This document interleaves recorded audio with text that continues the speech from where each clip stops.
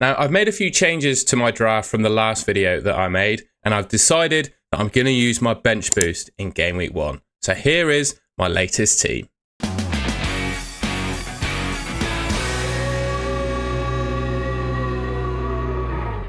All right, I've gone through this on my previous video as well, and probably some other previous ones, but I think there's a couple of bits of data that I really like to look at before I pick an FPL draft, right? The first one is fixtures, right? Fixtures are so important. And what we've got here is Opta's fixture difficulty rating chart for the first 5 games for every team in the Premier League. Teams towards the bottom have, on paper, the better fixtures, and teams at the top have the most difficult in terms of average opponent rating, right? The best team for fixtures, according to Opta, is Aston Villa. Second is Crystal Palace. And you got West Ham, Burnley, Brentford, and Chelsea. Now, the Opta rating doesn't have Chelsea as one of the top teams, but I personally think, in my personal opinion, this is obviously data-driven, my opinion, I would probably put Aston Villa 1 and then Chelsea a close second. So, looking at fixture difficulty, a couple of teams I'm looking to target, or at least buy some players from, are Aston Villa and Chelsea. And before I show you my defenders, I thought it was just worth quickly looking through the clean sheet odds. These are courtesy of Elevenify. I'll leave a link to Elevenify in the description below. Arsenal top for the first 6 game weeks, followed by Liverpool, Man City, Chelsea again up there, Forest, Everton, and Villa. You can see the rest of the teams there. But I thought, in order to pick defenders, you probably want to pick defenders from teams that are projected to keep some clean sheets in the opening games. And I would just go back to the fixtures quickly. Arsenal, they don't actually have the best fixtures, right? Man United, Leeds, Liverpool, Forest, City, not the best fixtures. But I just think with the strength of defence that they have, there's always a chance that they can keep a clean sheet. The one against Liverpool away, probably not. But Man City at home, seeing a 0-0 between Man City and Arsenal is not unheard of. Man United, they could probably keep a clean sheet, let's be honest, against Man United and against Leeds as well. So I still fancy the Arsenal defence. All right then, well here is my goalkeeper and my defenders then. I've gone for Kelleher in goal. I'm having a look at all of the other goalkeepers in the game right now, and I think there's a warrant to pick, if that's right. It's warranted to pick a 5 million goalkeeper. That's a genuinely decent decision, I think, in FPL. 2 that stand out to me are probably Rob Sanchez, given obviously those opening Chelsea fixtures, and I'd also say Sells. But Forest dropped off towards the back end of last season in terms of just overall game and I'd say defensive quality as well. And I never like spending too much on my goalkeeper, so I've gone for Kelleher for the time being. Gabriel, Udogie and De Kuyper as my 3 defenders that are starting. Well, I'm actually going to bench boost this week, right? So Darlow, Wan-Bissaka and Conte will be playing too. We'll get to those in a second. Gabriel, I think based on what I said about Arsenal and just in general, he's the best Arsenal defender. So I think that hopefully justifies why I picked him. Udogie, now I think the Tottenham Burnley game is a good one for game week 1 in the bench boost. That's mainly why I'm picking him.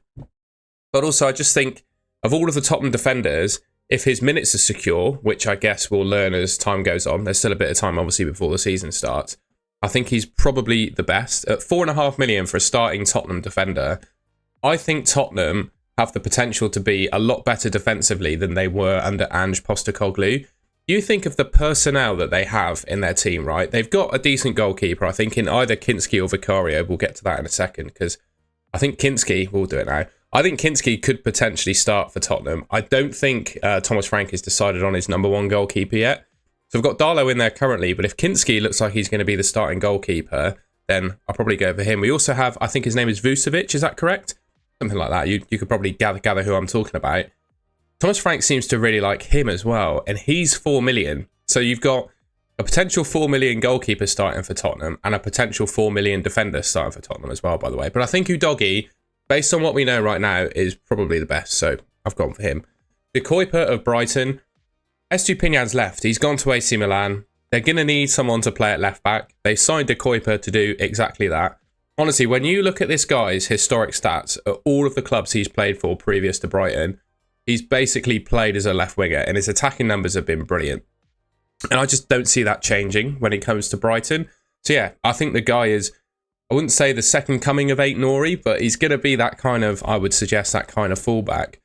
Other bench defenders, I've got Wan-Bissaka. I think when you look at all of the other 4.5 million defenders, Wan-Bissaka's up there as one of the best. I think he's a favourite of Graham Potter. I think his game actually transformed, to be honest, last season at West Ham. He offered a bit more from an attacking point of view than we saw him do at Man United. And then Konsa, I just think with those Aston Villa fixtures, and this is a guy that's just going to play every game for Aston Villa that he's fit for. And when you see all of the other defenders that have been priced at 5 million, it's quite a surprise that Konsa has remained at 4.5, to be honest. I just think he's an absolute bargain. I'll put him on my bench. I'm obviously bench boosting, so it doesn't matter who's on my bench or who isn't. But I think, you know, of all the defenders I've got in my team, he probably has the worst fixture.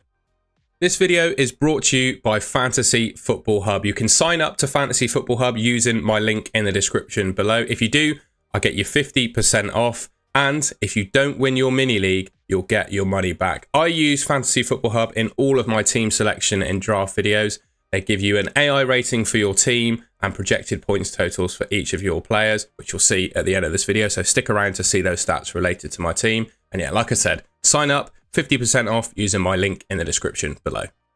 All right, then, before we start talking about the players in my attack, we're just looking at projected goals.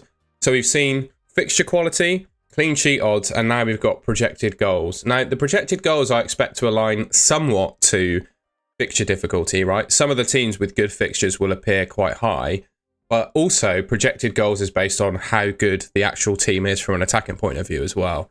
And I'm going to give it away. I don't actually have any Man City players in this team at the moment, and I'm a little bit worried about that because they're not just top, they're top by some margin really above, well, them and Liverpool are top by some margin really in terms of projected goals.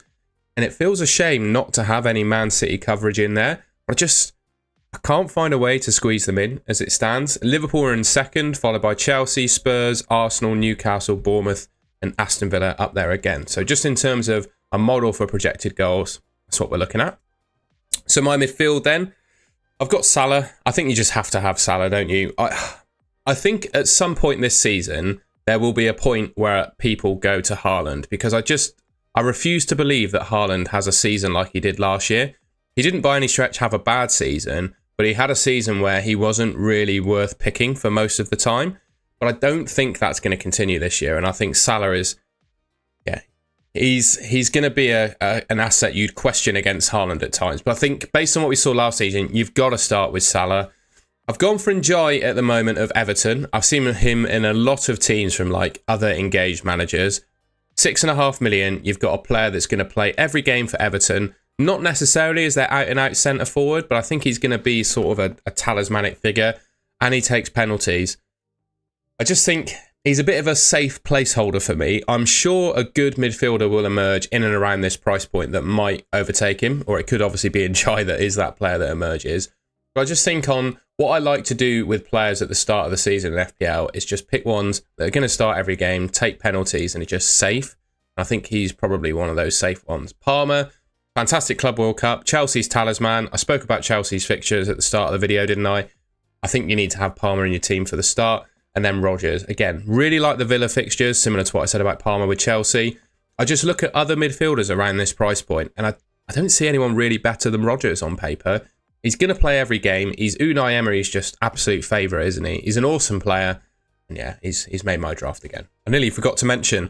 So one of the potential questions marks around this team for me is a fifth midfielder. If I'm bench boosting, I need to pick a fifth midfielder, right? At the moment, I've got Lefay of Sunderland because when he's on set pieces, he's probably going to start every game for them. And I've got my fingers crossed that he takes penalties. And yes, I don't expect Sunderland to light the world up. He's only 5 million. Like after I bench boost this week, I could just leave him on my bench every week and not really worry.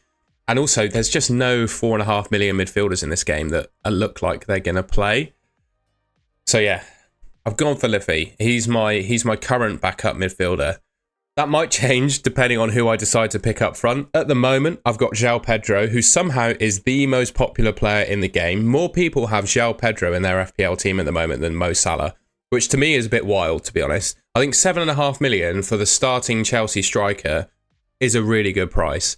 And I think at least for the opening sort of 5 or 6 fixtures, which I'm really only worried about because I think we'll either have a decent amount of free transfers to move players on or use our wildcards. Most of us will use our wildcards fairly early on, I feel like.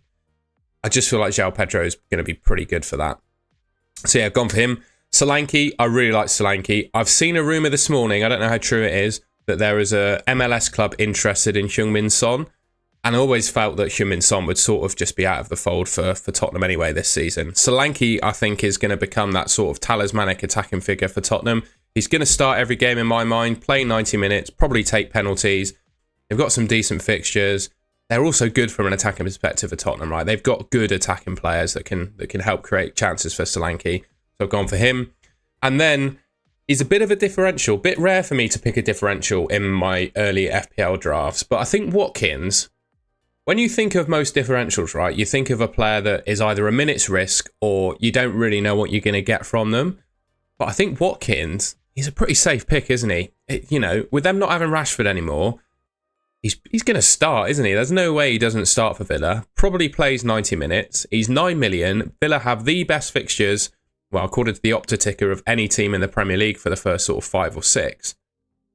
I think Watkins is a great shout. The only thing that Watkins move does for me, though, is it means I have to pick Lefay in my midfield. I can't. We'll have a look at how much this team costs and stuff. So I've got nothing in the bank with this team, right?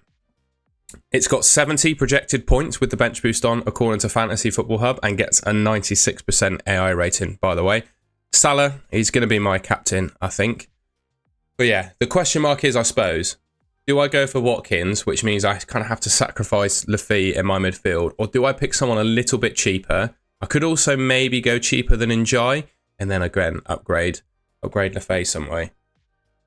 That's my current thinking. That's my team. Let me know what you think in the comments.